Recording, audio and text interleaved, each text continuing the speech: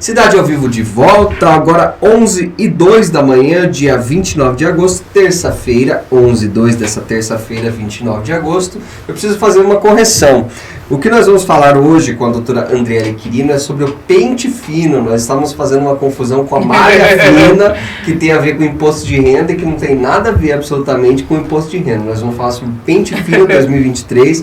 Vou dar bom dia para a doutora Andriele primeiro. Obrigado pela participação. Bom dia a vocês, bom dia aos nossos telespectadores, né? Então hoje a gente vai falar sobre o pente fino, Isso, né? Como vocês se confundiram, muita gente pode se confundir também, né?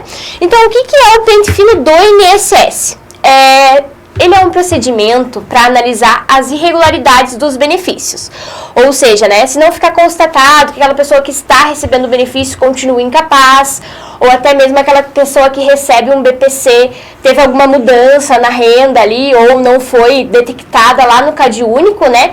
Essas pessoas poderão ser chamadas para fazer a revisão desses benefícios, no caso, cair no pente fino do INSS. E aí, caindo no pente fino, por exemplo, o que pode acontecer com essa pessoa? Então, né, a importância de deixar todos os dados ali atualizados, tanto no meu INSS, né, se não tiver acesso, ir diretamente no INSS para deixar atualizado o endereço, tudo certinho. Por quê? Porque a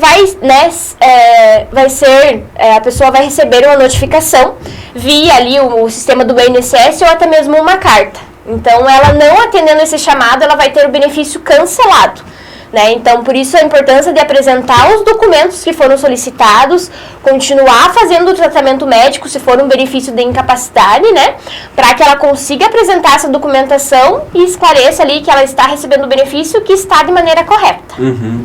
Vamos entender quais que são esses benefícios, doutora. No geral, a senhora está falando de benefícios no salário, enfim, benefícios que a empresa empregadora dá ao colaborador. Que tipo de benefícios são esses? Então, são benefícios pagos pelo INSS, ou seja, o auxílio incapacidade permanente, que é a antiga aposentadoria, né, por invalidez, o auxílio por incapacidade temporária, o antigo auxílio doença, o auxílio acidente, né? Então, no auxílio acidente, se a pessoa teve as sequelas curadas e continua recebendo o benefício, ela está recebendo de maneira irregular, né? Então, ela precisa comprovar que a sequela dela ainda, né, continua para que ela consiga receber esse benefício, né? Então, são os benefícios pagos pelo INSS. E além da possibilidade do benefício cortado, no caso, então, da pessoa cair no pente fino, enfim, não conseguir comprovar de que, no caso de auxílio acidente, né, benefício acidente que a senhora comentou, além do benefício cortado, ela tem algum tipo de multa ou alguma outra forma que ela tem que responder por conta disso, de eventualmente tá ali como recebedora, está dizendo que está precisando, mas na verdade eventualmente não está precisando. Ou devolver algum valor, né? O INSS vai fazer os cálculos desse período que ela recebeu indevido e vai cobrar com juros e correção monetária.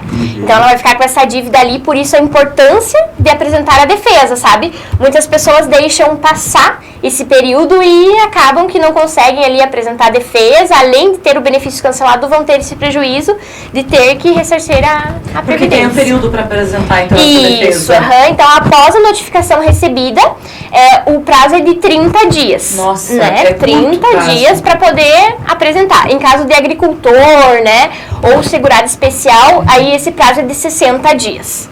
Né? Então, por isso que é importante deixar ali o endereço atualizado, porque assim que seja notificado, já seja informado e também ter os documentos, né, atualizados ali, tanto atestado, comprovando que continua fazendo o tratamento, né? Geralmente, assim que a gente vê os casos hoje, né, que tem os benefícios cessados, são os BPCs para os idosos, né, pessoas com mais de 65 anos. Por quê? Porque geralmente eles fazem ali pelo CRAS e quando recebem esse benefício não são informados de que precisam manter ativo ali o cadastro único, ou seja, atualizado de 2 em 2 anos. E com isso, né, às vezes passa um ano, né, no início não é cessado, mas após é cessado o benefício. Esse atualizado é levar novamente a renda familiar. Para eles, né, ficar constatado que continua a mesma situação. E como eles não levam, é cessado esse benefício e não apresentam a defesa. Então eu vejo casos que desde 2019 continuam, né, tentando o benefício e ele não é restabelecido porque lá atrás não fizeram a defesa, não apresentaram documentos e daí continuam tentando na maneira administrativa e é negado, porque às vezes alterou ali a renda, alguma coisa assim, né? E no caso da pessoa que caiu eventualmente no pente fino, ela tem esse prazo de 30 dias para defesa, né? Se a defesa dela for que, enfim, ela ainda está precisando do benefício, ok, tudo certo. Isso, o benefício segue ativo, né? Em caso ficar constatado que não é devido, ela pode ainda fazer uma ação judicial, comprovar que esse benefício é devido, que ela continua incapacitada para o trabalho, tudo certinho.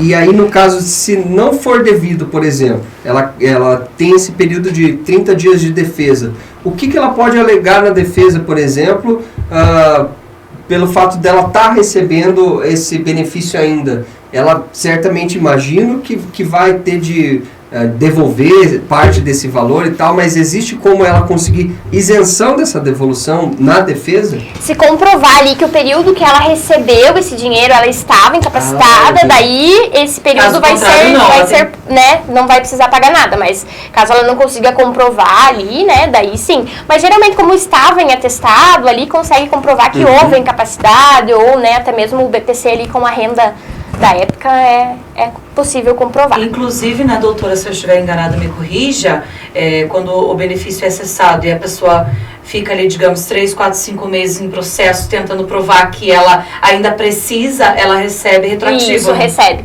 É que nem o caso que eu comentei de 2019, desses de BPC, né? Então, a pessoa, quando ela tiver o benefício dela restabelecido, todo esse período teria que ser pago.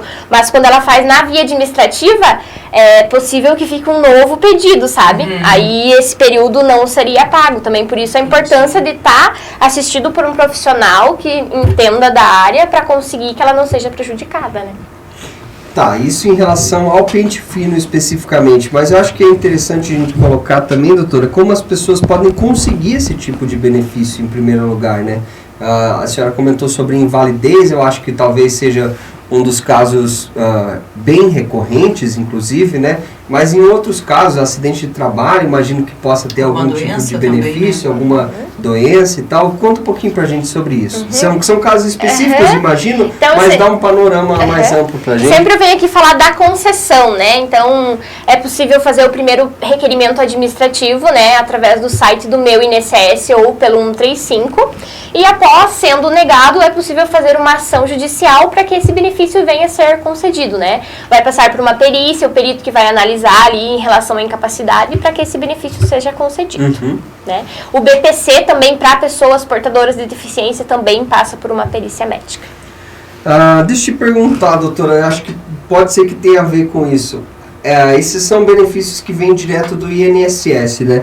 Mas em relação a auxílios do governo, esse tipo de coisa, isso cai no pente fino ou é um outro tipo de sistema, enfim, que investiga essa possibilidade da pessoa que recebeu algum tipo de auxílio governamental e tal e não precisa eventualmente? Tem alguma coisa a ver com isso ou estou enganado? Sim, então nos dias de hoje, né, todos os nossos dados eles são colocados ali na base do Gov. Então, geralmente, quando você recebe algum auxílio do governo, ali fica notificado que você recebeu o valor, né? Então, se mais pra frente ele virem a fazer outros pente finos de outros benefícios, né, pode ser que pessoas que receberam de maneira irregular tenham que ressarcir esses valores, né? Vamos falar especificamente sobre a invalidez, doutora, para o pessoal ficar, enfim, mais informado em relação a isso.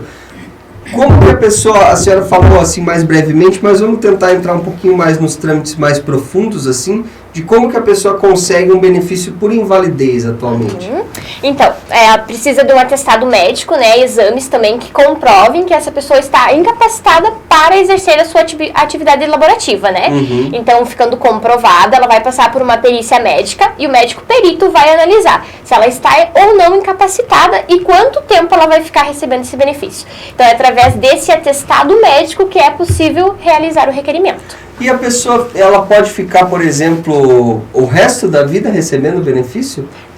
Existe um tempo mínimo, um tempo máximo de acordo com esse atestado? Ou existe a possibilidade do atestado, do perito, enfim, atestar de que ela não pode exercer mesmo as funções laborais dela, né? Não pode exercer o trabalho dela.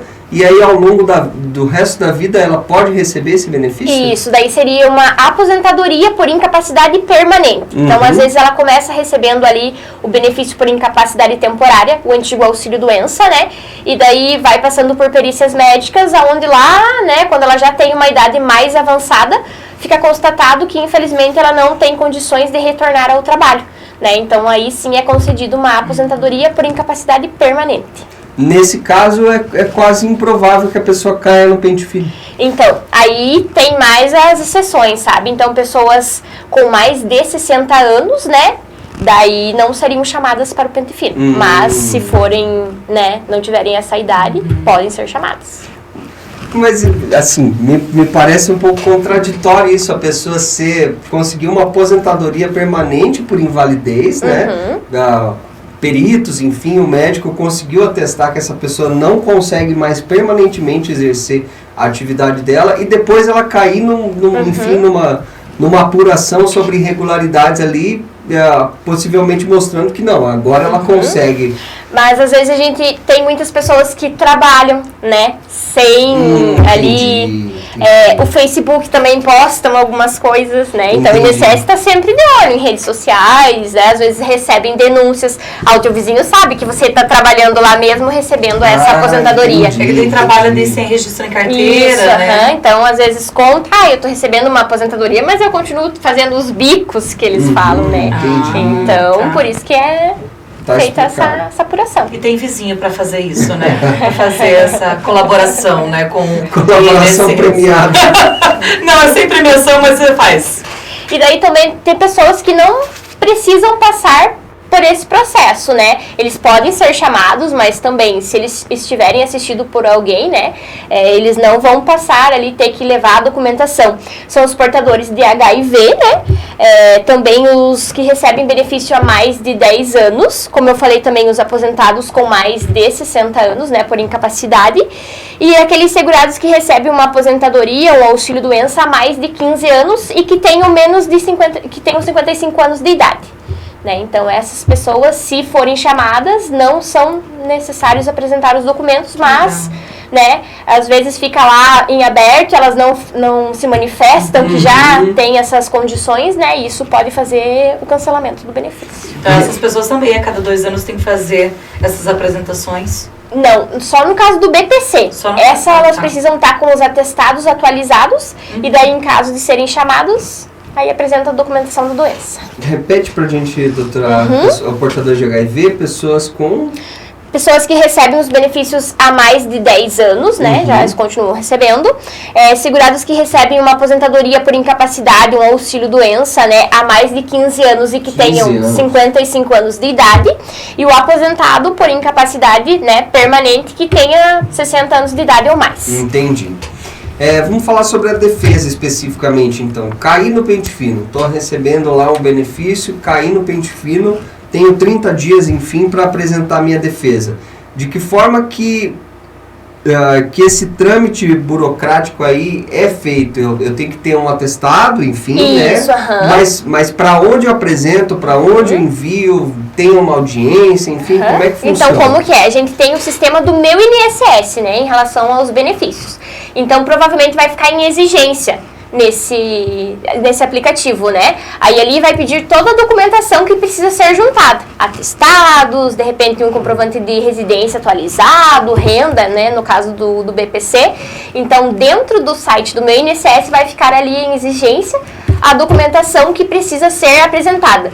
Se for em caso também de carta, de correio, que eles podem enviar, ali também vai dizer toda a documentação que precisa apresentar no INSS. Né? Se for direto no INSS, provavelmente vai ter que fazer um agendamento ali para ser atendido. Porque aqui em Canoinhas a gente, né, tem ali as pessoas que trabalham, mas que é feito por agendamento. Então, se chegar lá, às vezes não consegue ser atendido prontamente, né? Então... E esse agendamento daí poderia ser realizado pelo 135, né, para que consiga apresentar essa documentação. Nesse período dos 30 dias da defesa, tem alguma classificação que a senhora tinha comentado que tem um período mais largo aí para a defesa, que são 60 dias? Quais são mesmo? É para o agricultor, né? Uhum. Então, aquele segurado especial, ele vai ter 60 dias para apresentar essa defesa. Uhum.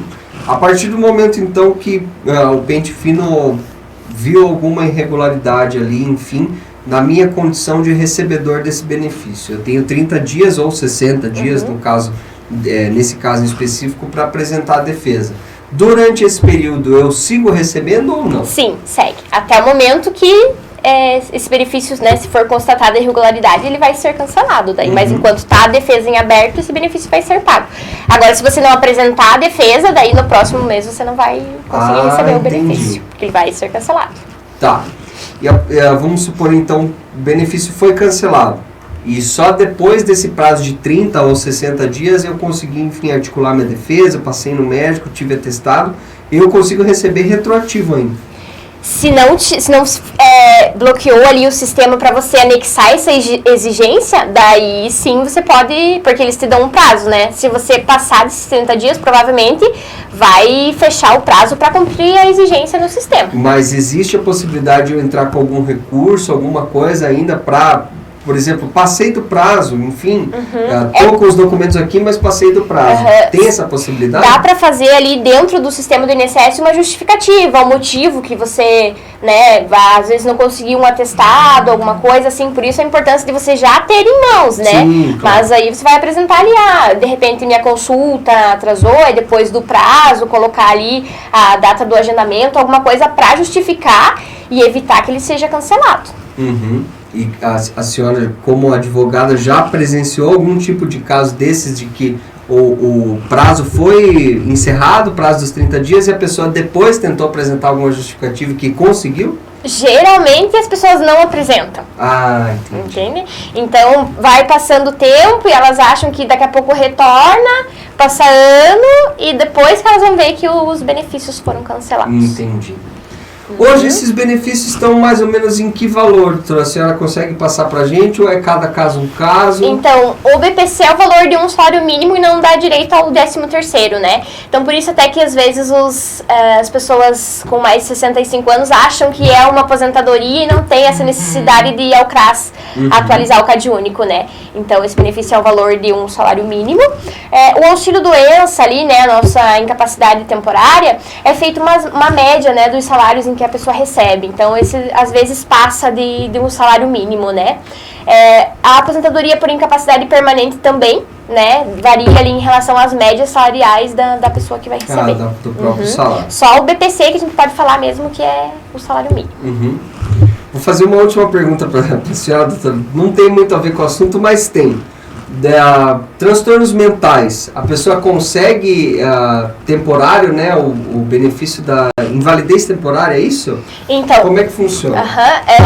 Na verdade, nos dias de hoje eu vejo muitas pessoas esquizofrênicas, né, tendo o benefício concedido. O que acontece? A gente vai juntar toda a documentação ali do prontuário do CAPS, que é importante, né? E assim, ele vai passar por uma perícia médica e geralmente, em caso de BPC, é concedido mais tempo, né? Quase uma aposentadoria por incapacidade permanente, né? Um Entendi. BPC também com mais tempo, né? Porque é uma condição muito específica. Isso, Então, às vezes tem surtos, alguma coisa, não consegue trabalhar. E também perante a sociedade são pessoas discriminadas, né? Entendi. Certo, eu acho que era isso. Tem alguma dúvida, Estela? Acho que não, tá todas, deixa eu ver se tem todas sanadas. Deixa eu ver se tem algum comentário aqui pra gente. Eu acho que por enquanto não, doutora. Não quiseram perguntar nada hoje. Mas agradeço muito a sua presença. Eu acho que trouxe informações muito relevantes, principalmente da diferenciação entre pente fino e malha fina, como a gente tinha anunciado antes. Não tem nada a ver com imposto de renda, mas é um alerta para o pessoal ficar ligado, isso, né? Para não ter a surpresa de chegar lá no banco e não ter nenhum valor para receber, né? E daí, às vezes, não tem nem a documentação para apresentar, então daí fica bem mais complicada a situação, né? E às vezes é a única fonte de renda que a pessoa tem, né? Sim. Então, até ela reaver, né? É complicado.